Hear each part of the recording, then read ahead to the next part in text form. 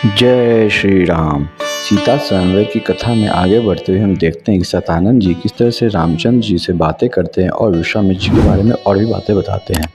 वे वार्ता जारी रखते हुए शतानंद जी ने कहा, हे रामचंद्र, देवताओं के चले जाने के बाद विश्वामित्र ब्राह्मणत्व प्राप्त करने के लिए पूर्व दिशा में जाकर पुनः कठोर तपस्या करने लगे। बिना अन्न जल ग्रहण किए वर्षों तक तपस्या करते करते उनकी देह सूख कर कांटा बन गई। इस तपस्या को भंग करने के लिए नाना प्रकार के विघ्न उपस्थित हुए, किंतु उन्होंने उन सब का निवारण किया, और वह भी बिना क्रोध किए। तपस्या की अवधि समाप्त होने पर जब वे अन्न ग्रहण के लिए बैठे, ज्यों ही प्रथम ग्रास उठाया भी न था कि ब्राह्मण भिक्षुक के रूप में आकर इंद्र ने भोजन की याचना की। विश्वामित्र ने अपना भोजन उस याचक को दे दिया और स्वयं निराहार रह गए।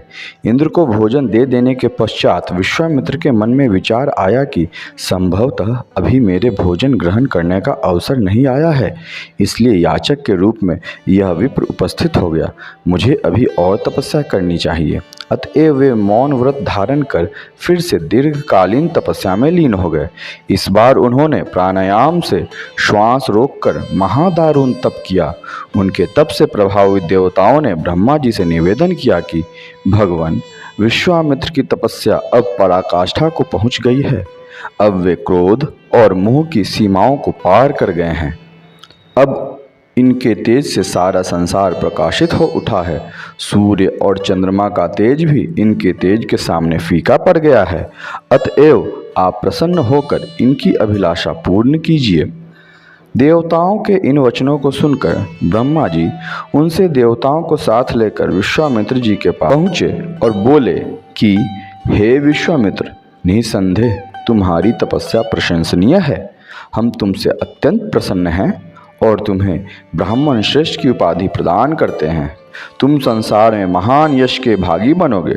ब्रह्मा जी से यह वरदान पाकर विश्वामित्र ने कहा कि हे भगवान, जब आपने मुझे यह वरदान दिया है तो मुझे ओमकार, षटकार तथा चारों वेदों का ज्ञान भी प्रदान करें।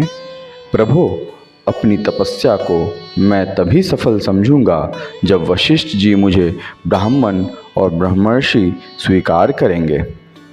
विश्वामित्र की बात सुनकर समस्त देवताओं ने वशिष्ठ जी के पास जाकर उन्हें सारा वृत्तांत सुनाया।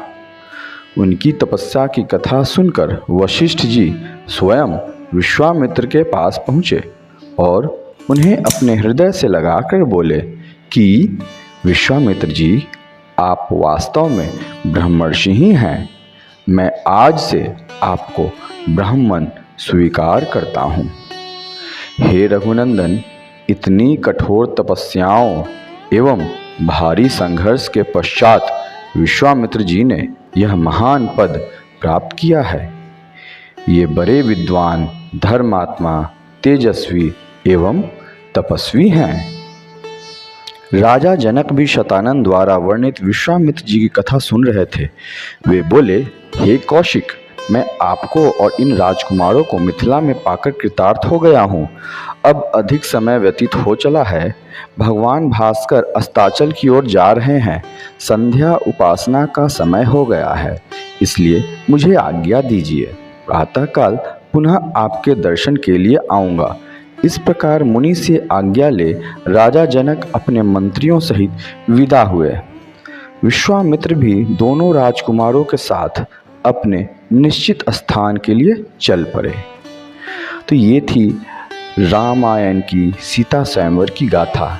इसमें सीता स्वयंवर से पहले क्या क्या घटनाएं हुई हैं उसके बारे में हमने अब तक बातें की हैं, जहां ऋषि शतानंद जी ने महर्षि विश्वामित्र जी के बारे में बहुत सारी बातें श्री राम जी को बताई। अगर ये सब आपको कहानियाँ जाननी हैं तो आप हमारे पिछले एपिसोड्स सुन सकते हैं, जो कि इस प्लेलिस्ट में आपको मिल जाएंगे। अगर आपने हमारे चैनल अभी तक सब्सक्राइब नहीं किया है तो सब्सक्राइब कर लीजिए, और यदि हमारे वीडियो आपको पसंद आ रहे हैं तो इसे लाइक कीजिए और शेयर कीजिए। मिलते हैं अगली कहानी में। जय श्री राम।